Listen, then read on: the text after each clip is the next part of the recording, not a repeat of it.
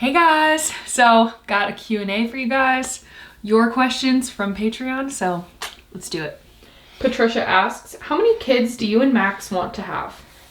Ooh, we've talked about this a lot. Initially, Max said 4 and I said 8. And now I think we're kind of meeting in the middle and we're like, maybe like 5 or 6 kids.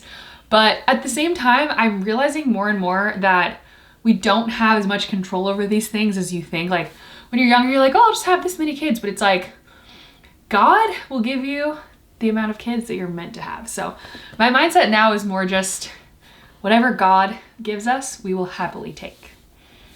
What are your favorite books at the moment from Isabel?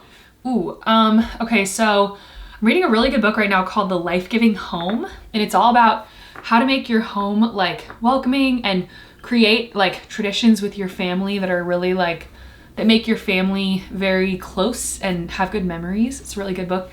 And then I recently read Kristen Hanna's books. I think I mentioned her before, but she's amazing and she does like fiction books, but she just puts so much. She spends like, I read something that said she spends 2 years researching each book before she like finishes it.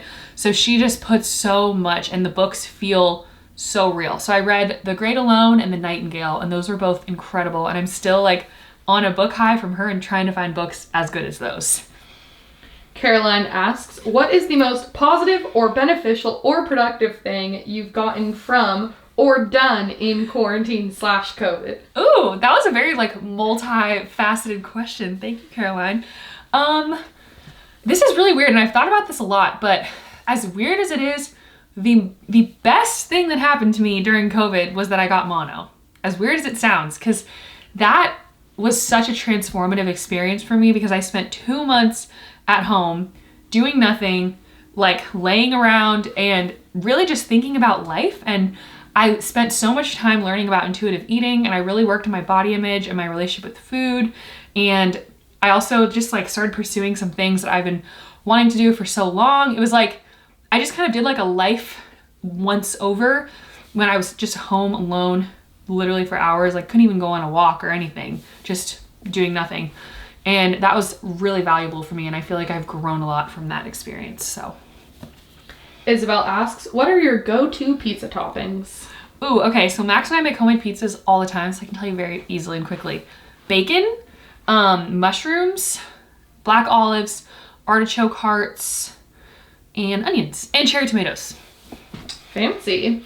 Morgan asks, do you have a daily Bible reading routine? Do you follow a certain plan or note taker?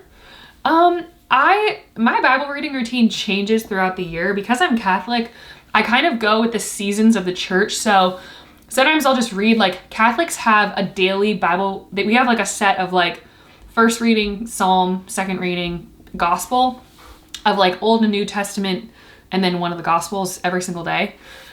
So I will go with the daily readings a lot of the year, but in certain seasons, like right now we're in the season of Lent, right before Easter, I'll usually get like some kind of devotional that's like directly related to Lent, and also the same thing for Advent, which comes right before Christmas. So it depends on the time of the year, and I'm not perfect about it. Like today I had, 2 doctor's appointments in the morning, so I didn't have time to do my daily Bible reading, but I try to make it up and either do some prayer in the car or when I get home, do some nighttime prayer. Like always try to spend some time with God, whatever I can fit in for that day, and make it a priority as much as I can. It just depends on the day, so. Maria asks, are you a sweet or savory gal? I'm definitely half and half. I just, cravings for me are like half sweet, half savory. It's very down the middle, and sometimes I just really want ice cream, and sometimes I just really want like French fries, and it just depends on the day. So half and half. And your last question is from Julia Sunflower. How do you personally work on self-esteem issues and body dysmorphia? Ooh, this is such a great question, Julia. Something that I did a lot of work on in the last year, and I know I'll continue to work on throughout my life. I would say the most transformative thing that I've found is learning about intuitive eating. There's a book called Intuitive Eating, literally, by like Evelyn Tribal or something, and another author that I can't think of her name. But that book is amazing. And if you also go on YouTube and search intuitive eating videos, There's just so healing to learn about that. Also, working with a therapist who's trained with like body dysmorphia type things, that's really helpful. So I would say it's really about, because for me, the biggest thing was we have these really negative beliefs that have been instilled in us by culture. So it's our choice whether we spend the time dismantling those beliefs to replace them with new ones. And I'll tell you, it takes a long time.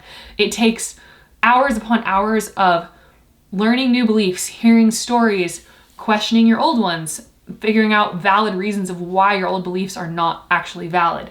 And you'll slowly start to see the transformation over time. So it is a slow process, and I think it's probably a lifelong process, honestly, but definitely worth taking the time because it changes your life so much. Thank you guys so much for watching, and I will see you in the next Q&A. Bye!